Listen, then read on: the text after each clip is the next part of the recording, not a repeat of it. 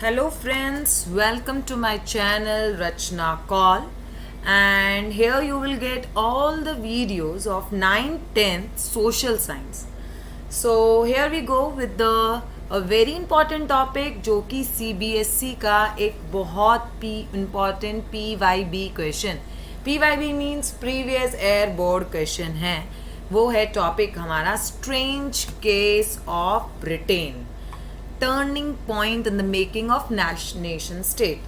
As we were doing the how the nationalism in the Europe promoted, कैसे पूरे European continent में लोगों के अंदर एक नेशनलिज्म की भावना, एक नेशन स्टेट जागने का जो जज्बा था वो कैसे आया और ये लोग कैसे एक वन नेशन स्टेट में फॉर्म हुए. इससे पहले हमने जर्मनी किया, इटली किया, और दोनों में एक कॉमनैलिटी थी कि दोनों ही जगह में किंग ने यानी मोनार्क ने यानी कंजर्वेटिस्ट लोगों ने ये जिम्मा उठाया और पूरे कंट्री को एक यूनिफाई लेके आए. Now here we have the things are little different, तभी इसको हम स्ट्रेंज केस कहते हैं. एक बड़ा ही प्रोमिनेंट क्वेश्चन जो PYB और इसे कहते हैं हम HOTS, high order thinking skills. ठीक है, इस हाई ऑर्डर थिंकिंग स्किल्स का जो ये क्वेश्चन है जो कि स्टेटमेंट बेस्ड पे आता है, दिस इज हॉट. बोला जाता है कि ब्रिटेन में it was formed out of long drawn out process, not by sudden revolution. एक अचानक से कोई रेवोल्यूशन आता है और वहाँ पे ब्रिटेन में सारी चीज़ें चेंज हो जाती है, ऐसा कुछ भी नहीं हुआ था ब्रिटेन में. ये बहुत सालों की तपस्या है, बहुत सालों से चलता आ रहा है, इसीलिए कहा जाता है ये एक स्ट्रेंज केस है. एंड माय डियर स्टूडेंट्स, ये भी बोला जाता है कि it was formed out of long drown out process. ये फ्रांस की तरह ऐसा नहीं है कि वन सडनली 1789 में एक रेवोल्यूशन हुआ और फ्रांस में जो है अचानक से लोगों में देशभक्ति की भावना, एक नेशनलिज्म की भावना जाग गई. इट वॉज द ब्रिटेन में जो है थोड़ा सा डिफरेंट है.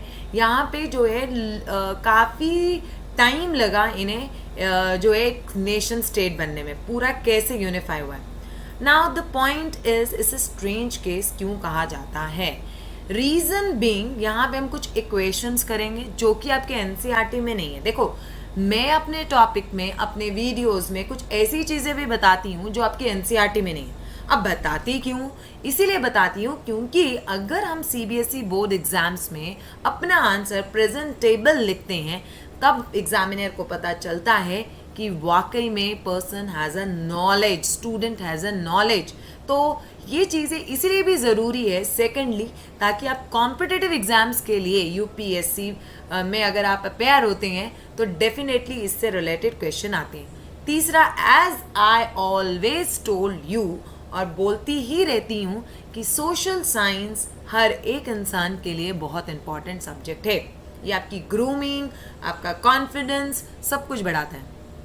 So why it is known as the strange case? Actually यहाँ पे as you can see there is a map of UK, or rather we can say British Isle. ठीक है. Now इसमें क्या है, सबसे पहले जो है यहाँ पे इंग्लैंड जो है जहाँ पे बेसिकली इंग्लिश पीपल रहते हैं, ये जो इंग्लैंड है, इंग्लैंड ब्रिटेन जिसे हम कहते हैं, कुछ इक्वेशंस करेंगे हम यहाँ पे. Britain equals to England plus Wales. ठीक है, इंग्लैंड भी एक कंट्री है, वेल्स भी एक कंट्री है. इंग्लैंड की कैपिटल आपको मैं नेक्स्ट वीडियो में भी बताऊंगी, अभी भी बता देती हूँ. इंग्लैंड की कैपिटल ही लंदन है. ठीक है, लंदन, और एक मतलब बताऊंगी मैं आगे और भी किसी की कैपिटल है. और वेल्स की जो कैपिटल है वो कार्डिफ है. ठीक है, दोनों ही सेपरेट कंट्रीज है, बट दोनों को जब हम कंबाइन कर देते हैं तो इसको हम ब्रिटेन कहते हैं. Similarly we have great Britain. ठीक है, ग्रेट ब्रिटेन जो है हमारा बना है जब इसमें ऐड हो जाता है. देखो ये सब चीज़ें हुई कैसे वो हम अभी जानेंगे. जब ब्रिटेन में we will going to add Scotland. Britain means हम इसमें इंग्लैंड, वेल्स और स्कॉटलैंड 3 कंट्रीज ऐड कर रहे हैं. ठीक है, तीनों की वेरिएशन एथनिसिटी अलग अलग है, आगे हम जानेंगे। उसके बाद मैं बात कर रही हूँ यूके की, United kingdom.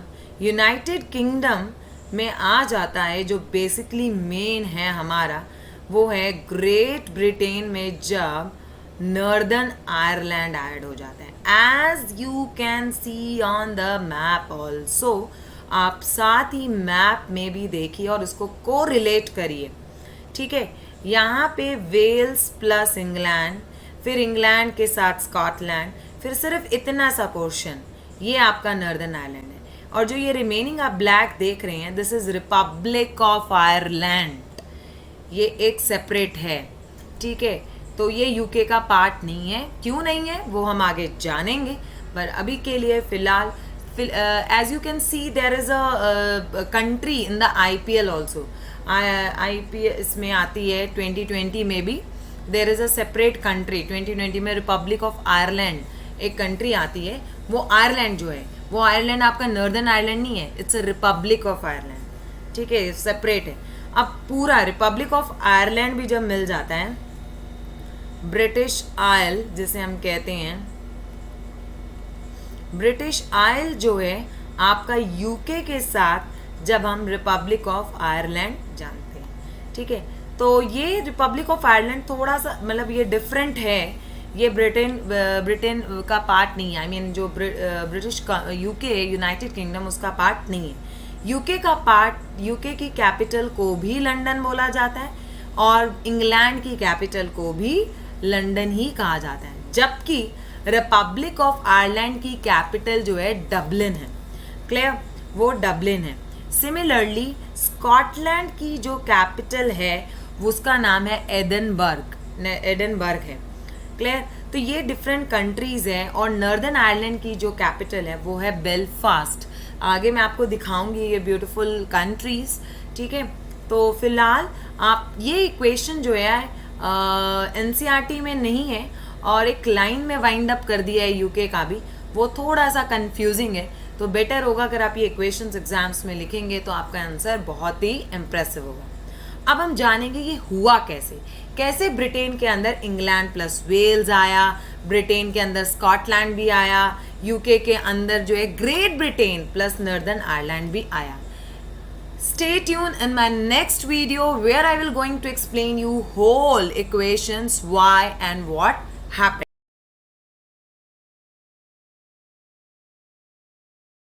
So like, share, subscribe my channel for more updates.